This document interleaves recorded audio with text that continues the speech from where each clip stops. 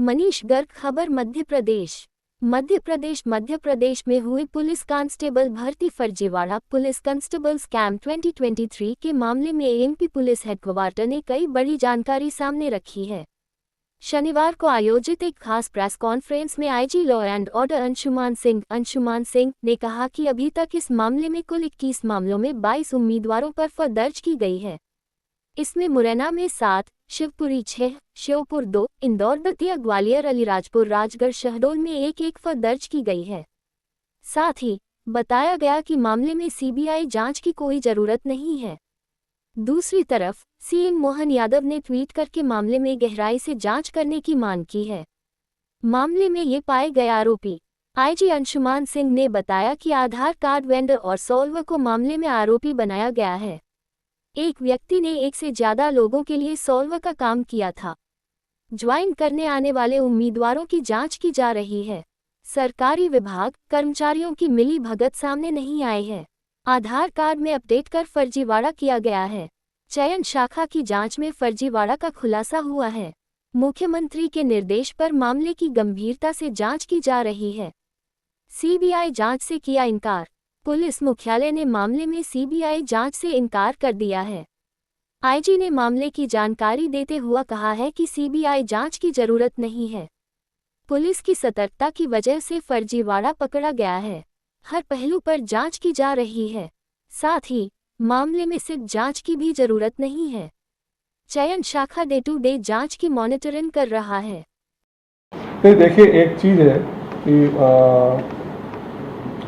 Joining की date जो है उसके बाद यदि आदमी नहीं आ रहे हैं और उसमें यदि कहीं भी शंका की गुंजाइश है तो उन केसेस को हम अलग से चिन्हित करके उनकी जांच में करेंगे।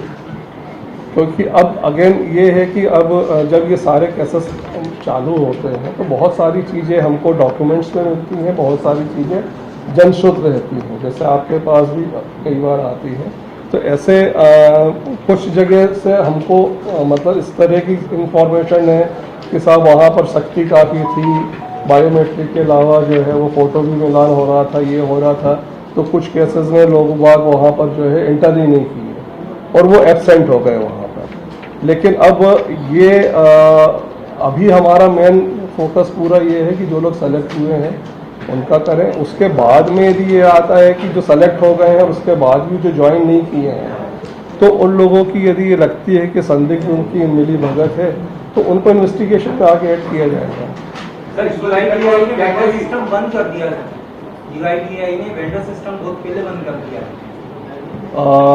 ये मैं इस पर प्रकाश नहीं डाल पाऊंगा, पर अभी तो वेंडर्स हैं जो काम कर रहे हैं और अब उन्होंने बंद किया था तो चालू क्या किया या क्या चेंजेस किए ये मेरे ख्याल से वो लोग ज़्यादा नहीं। अभी अब शुरू में जैसे ड्राइव चलती थी, अब वो मेरे ख्याल से अभी तो मैं बैंक्स वगैरह में है, कई जगह पे है, अलग अलग जगह पे उनके नोडल हैं। ये 22 अभ्यर्थियों में महिलाएं हैं क्या? इसमें महिलाएं अभी नहीं है। सर, यहाँ पे सर इसमें जैसे मुरैना से 7, शिवपुरी 6, श्योपुर, इंदौर, दतिया, ग्वालियर आदि सभी का एक ही फॉर्मेट मोर ओवर एक ही है कि उन्होंने आधार कार्ड को बेस बनाया है और नहीं, अगेन वो जो अभी इनने पूछा था कि हम ये नहीं कह सकते हैं कि गैंग है या फिर ये धीरे धीरे जैसे आप जब खबर छापेंगे तो लोगों को जैसे जागरूकता भी होगी, दोनों तरीके से होगी कि लोगों को लगेगा कि ये इजीली हो सकता है। तो ये तो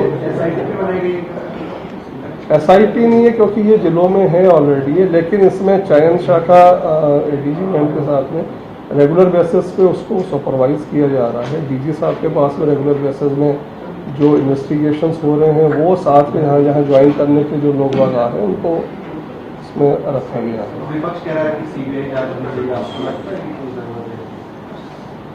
मुझे नहीं लगता है इसमें, क्योंकि जो चीज़ें हैं वो बड़ी स्पष्ट हैं और वो मतलब ये जो किया गया है ये एक एक्सपीरियंस के आधार पर चयन शाखा द्वारा जो सर्कुलर जारी किया गया है और एक्स्ट्रा अलर्टनेस जो पुलिस विभाग ने इसमें रखी है, तो वो एक रहा है। बाकी इसमें जो एक्सपीरियंसेस आएंगे जो है, जैसे आपने कहा कि अभी हमारे पास में सारे केसेस गए, तो कोई नए फैक्ट्स इन्वेस्टिगेशन में आएंगे तो उसको बताएंगे।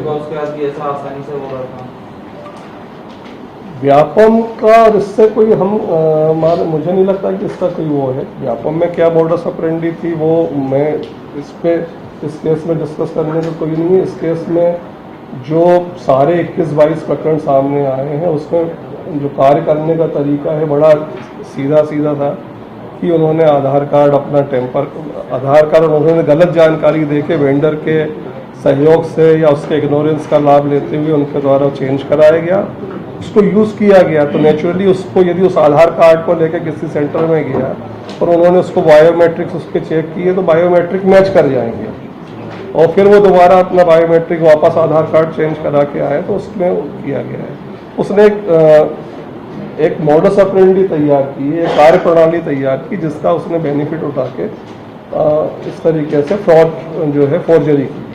एग्जाम कैंसिल करने जैसी कोई चीज तो नहीं है क्योंकि ये रिमांड भी होती है बढ़ती तरह भाई ये फर्जीवाड़ा हो गया अभ्यर्थी के लिए कह रहे हैं। यार देखो मैं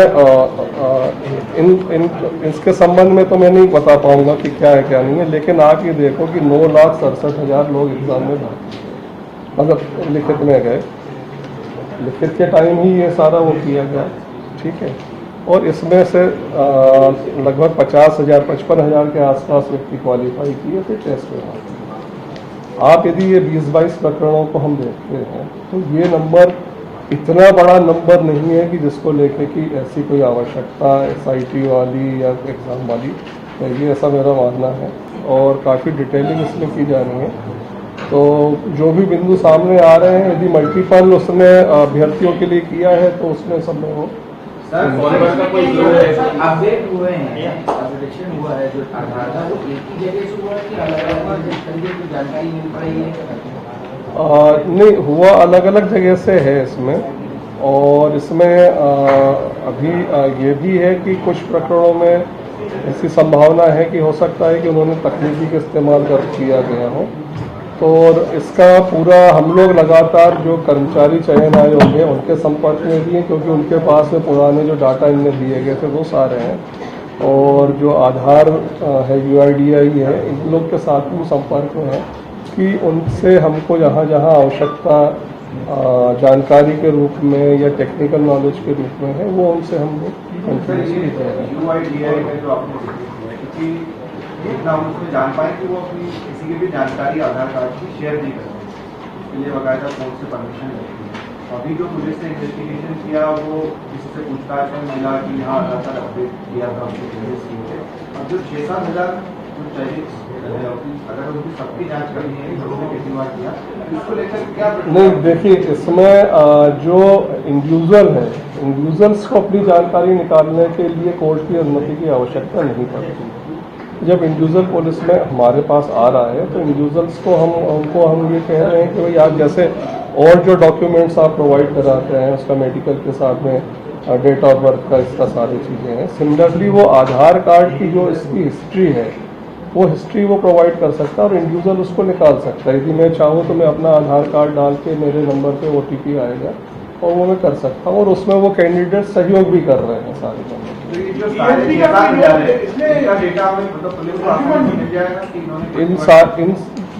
ये जैसे जैसे ज्वाइन करने आ रहे हैं उन पर पूरी जांच की जा रही है। जांच किए जाने पे उनका डेटा हम लोग जो आ रहा है और जहाँ जहाँ हमको शंका हो रही है उसमें फिर आगे इन्वेस्टिगेशन आगे बढ़ता है। तो ऐसा नहीं है कि हम पूरे 6,000 मामलों में ही इन्वेस्टिगेशन करेंगे।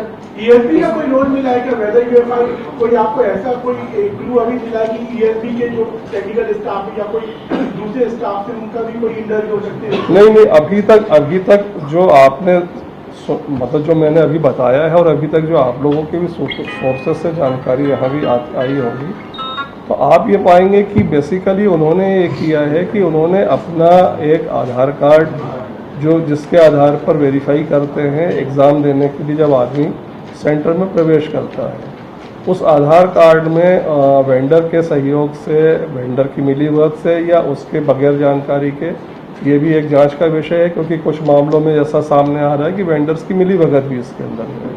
तो उसके आधार पर उसने इस तरीके से डॉक्यूमेंट क्रिएट किया उस डॉक्यूमेंट को फिर जब फिजिकल के लिए आया तो उसके बाद उस डॉक्यूमेंट को वापस करेक्ट किया गया।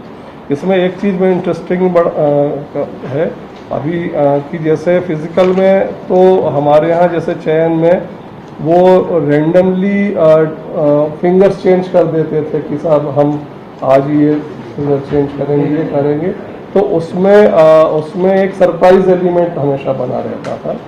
तो इसमें अभी तक किसी सरकारी विभाग या कर्मचारी का अभी ऐसा कहीं भी कुछ भी वो नहीं आया है। जो सामने आ रही है वो बेसिकली एक उसने फर्जी एक डॉक्यूमेंट तैयार किया है, फर्जी डॉक्यूमेंट के आधार पर लिखित परीक्षा दी है और उसके बाद में उसके ने अपना वापस से अपना फिर जो मूल जो उसका कार्ड था, मूल जो बायोमेट्रिक्स है उसके आधार पे उसने दोबारा वो कार्ड जनरेट करा है।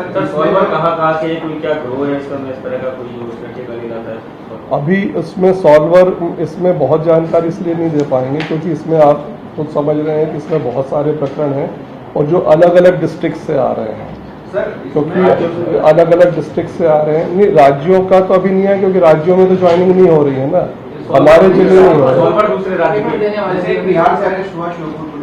हाँ, उसमें सॉल्वर है, सॉल्वर हो सकता है कि दूसरे स्टेट से भी हो। नहीं, अभी ये तो उसकी कीमत या उसका क्या नहीं था, पर नेचुरली यदि वो वहाँ से आ रहा है तो उसने वो लिया होगा। जो आपके जो कुछ प्रश्न अभी अनुत्तरित हैं कि साहब इसमें क्या गैंग था या नहीं था या मल्टीपल उसका कोई सिस्टम था, वो अभी इन्वेस्टिगेशंस जब अलग अलग इन्वेस्टिगेशंस में आएंगे और जब उनको हम कनेक्ट करने की स्थिति में आएंगे तब शायद हम हो सकता है अगली प्रेस कॉन्फ्रेंस तक आपको हम ज़्यादा बेहतर बता पाएँ कि इसके अंदर एक ही गैंग था या और गैंग हो सकते हैं या कहीं और इसका जो वर्ष है वो सामने आएगा। तो उनमें ज्वाइनिंग की जो डिटेल्स वो निर्धारित है, तो कई बार ये भी चीज आ रही है जब मामला खुल गया पकड़ाई में आ रहे तो जो ऐसे गलत करने वाले थे वो लोग ज्वाइन नहीं करते। हमारे ज़माने में तो 8 क्वेश्चन के बाद में पेपर ख़त्म हो जाता था, हम लोग मल्टीपल वाले नहीं थे। ये इसमें देखिए एक जो हम लोग बार बार जिस चीज़ को रिपीट किए हैं कि ये अभी इनकी ज्वाइनिंग चल रही है। अभी ये लोग अपने अपने यहाँ जहाँ निर्धारित ज़िले हैं या यूनिट है वहाँ जा रहे हैं और एक ये एक्स्ट्रा जो राइडर लगाया गया है जांच के लिए कि उसका वो करने कारण से इसमें कुछ प्रकरणों में ज्वाइनिंग में दिक्कत आ रही है। बाकी लोग बाग जैसे जैसे उसमें क्लियर है वो ज्वाइन करते जा रहे हैं। जिन प्रकरणों में ये इश्यूज ऐसे लग रहे हैं कि वो जांच करना है वो पुलिस जांच कर रही है। संख्या अभी हमारी 21 प्रकरणों की है। इसमें यदि और प्रकरण आगे आते हैं तो उन प्रकरणों को में दर्ज किया जाएगा। उन प्रकरणों में जो आरोपी बन रहे हैं उन आरोपियों का आपस में यदि कोई कनेक्शंस है या उनसे संबंधित कोई और कनेक्शंस है वो इन्वेस्टिगेशन के टाइम उनको एक साथ जोड़ के देखा जाएगा कि इसको लेके क्या कोई ऑर्गेनाइज तरीके से कोई गैंग चला रहा है। उस पर जो जानकारी डेवलप होगी वो इन्वेस्टिगेशन में साथ में ऐड किया जाएगा।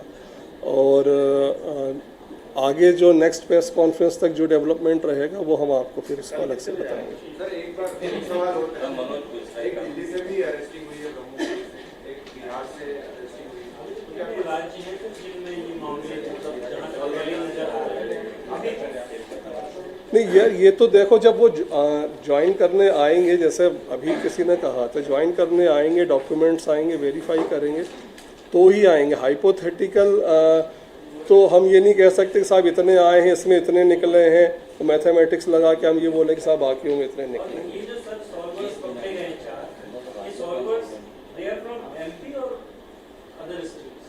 इसमें एक तो बिहार का है, वो मैं डिटेल ले लूँगा, आपको मैं अलग से डिटेल अवेलेबल करा दूँगा। नहीं, उनसे जहाँ देखिए वो UIDAI से जहाँ हमको आवश्यकता पड़ रही है कि उसको लेके सिस्टम उनको समझने के लिए यदि कोई जानकारी के लिए है तो वो हम उनके संपर्क में हैं जहाँ ज़रूरत रह रही है। UIDAI से भी, साथ में कर्मचारी चयन आयोग से भी हम उसमें